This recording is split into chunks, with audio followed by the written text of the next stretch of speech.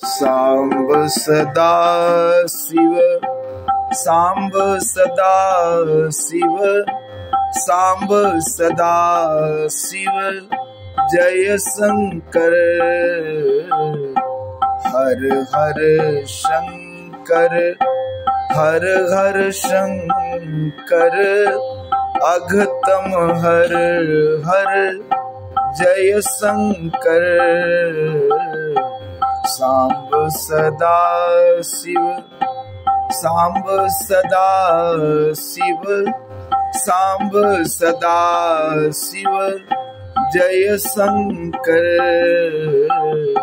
अघतम हर हर, हर हर शंकर, हर हर शंकर, हर शंकर।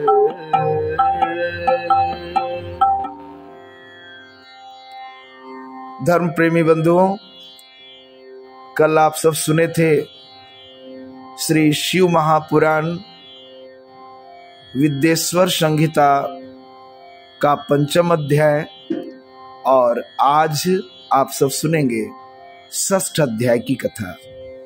इसमें ब्रह्मा और विष्णु के भयंकर युद्ध को देखकर देवताओं का कैलाश शिखर पर गमन की कथा है। नंदिकेश्वर बोले, हे योगेंद्र, प्राचीन काल में किसी समय शेष साई भगवान विष्णु अपनी पराशक्ति लक्ष्मी जी तथा अन्य पार्षदों से घिरे हुए शयन कर रहे थे। उसी समय ब्रह्मवेत्ताओं में श्रेष्ठ ब्रह्मा जी ने अपनी इच्छा से वहां आकर उन परम सुंदर कमल नेत्र विष्णु जी से पूछा, तुम कौन हो जो मुझे आया देखकर भी उद्यत पुरुष के समान सो रहे हो? हे वत्स, उठो और यहाँ अपने प्रभु मुझे देखो। जो पुरुष अपने श्रेष्ठ गुरुजनों को आया हुआ देखकर उद्धत के समान आचरण करता है, उस मूर्ख गुरुद्रोही के लिए प्रायश्चित का विधान किया गया है। ब्रह्मा के इस वचन को सुनकर क्रोधित होने पर भी बाहर से शांत व्यवहार करते हुए भगवान विष्णु बोले, हे वत्स, तुम्हारा कल्याण हो, तुम्हारा स्वागत है। आओ इस आसन पर बैठो। तुम्हारे मुखमंडल से व्यग्रता प्रदर्शित हो रही है और तुम्हारे नेत्र विपरीत भाव सूचित कर रहे हैं। ब्रह्मा जी बोले, हे वत्स, हे विष्णु, काल के प्रभाव से तुम्हें बहुत अभिमान हो गया है। हे वत्स, मैं जगत का पितामह और तुम्हारा रक्षक हूँ। विष्णु बोले, हे वत्स, यह जगत मुझ में ही स्थित है। तुम केवल चोर के समान दूसरे की संपत्ति को व्यर्थ अपनी मानते हो। तुम मेरे नाभि कमल से उत्पन्न हो, अतः तुम मेरे पुत्र हो। तुम तो व्यर्थ बातें कर रहे हो। नंदिकेश्वर बोले, हे मुने, उस समय वे अजन्मा ब्रह्मा और विष्णु मोहवश मैं श्रेष्ठ हूँ, मैं स्वामी हूँ, तुम नहीं, इस प्रकार बोलते बोलते परस्पर एक दूसरे को मारने की इच्छा से युद्ध करने के लिए उद्यत हो गए।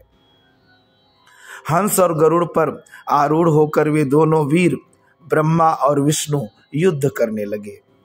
तब ब्रह्मा और विष्णु के गण भी परस्पर युद्ध करने लगे।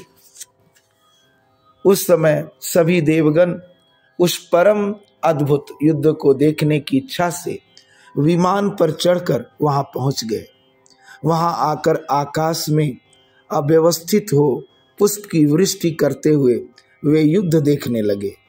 गरुड़ वाहन भगवान विष्णु ने क्रुद्ध होकर ब्रह्मा के वक्षस्थल पर अनेक प्रकार के असंख्य दुस्सह वाणों और अस्त्रों से प्रहार किया। तब विधाता भी क्रुद्ध होकर विष्णु के हृदय पर अग्नि के समान वाण और अनेक प्रकार के अस्त्रों को छोड़ने लगे।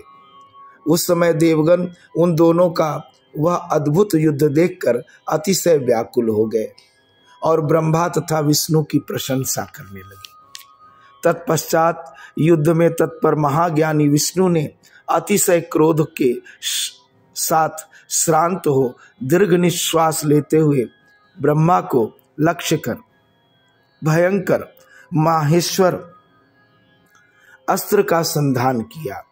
ब्रह्मा ने भी अतिशय क्रोध में आकर विष्णु के हृदय को लक्ष्य कर ब्रह्मांड को कंपित करते हुए भयंकर पाशुपत अस्त्र का प्रयोग किया।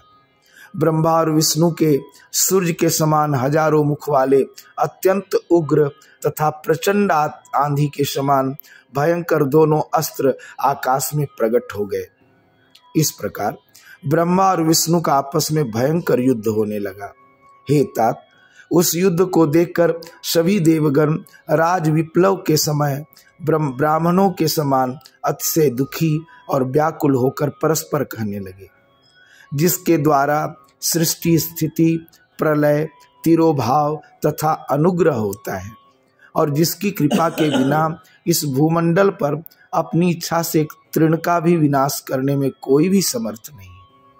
उन त्रिशूलधारी ब्रह्म स्वरूप महेश्वर को नमस्कार है। भयभीत देवतागण इस प्रकार सोचते हुए चंद्रशेखर महेश्वर जहाँ विराजमान थे उस शिव स्थान कैलाश शिखर पर गए। शिव के उस प्रणवाकार स्थान को देखकर वे देवता प्रसन्न हुए और प्रणाम करके भवन में प्रविष्ट हुए। उन्होंने वहां सभा के मध्य में स्थित मंडप में देवी पार्वती के साथ रत्नमय आसन पर विराजमान देवश्रेष्ठ शंकर का दर्शन किया।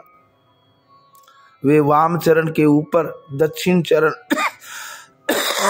और उसके ऊपर वाम कर कमल रखे हुए थे। समस्त शुभ लक्षणों से संपन्न थे और चारों ओर शिवगण उनकी सेवा में तत्पर थे।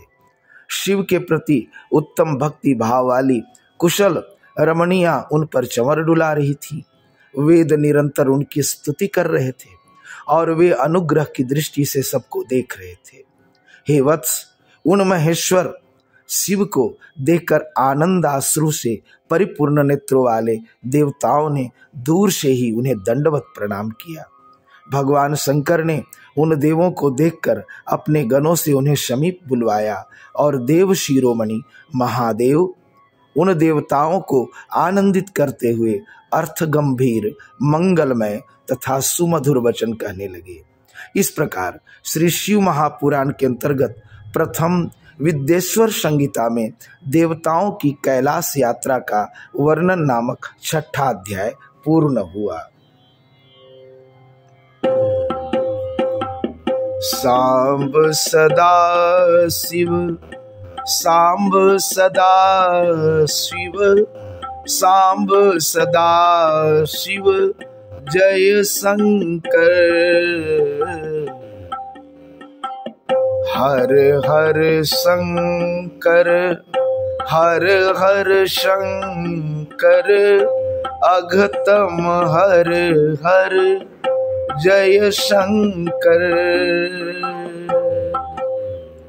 तो ये था 6वां अध्याय और कल 7वां अध्याय में आप सब सुनेंगे भगवान शंकर का ब्रह्मा और विष्णु के युद्ध में अग्नि स्तंभ रूप में प्राकट्य, स्तंभ के आदि और अंत की जानकारी के लिए दोनों का प्रस्थान। आज के लिए इतना ही। धन्यवाद।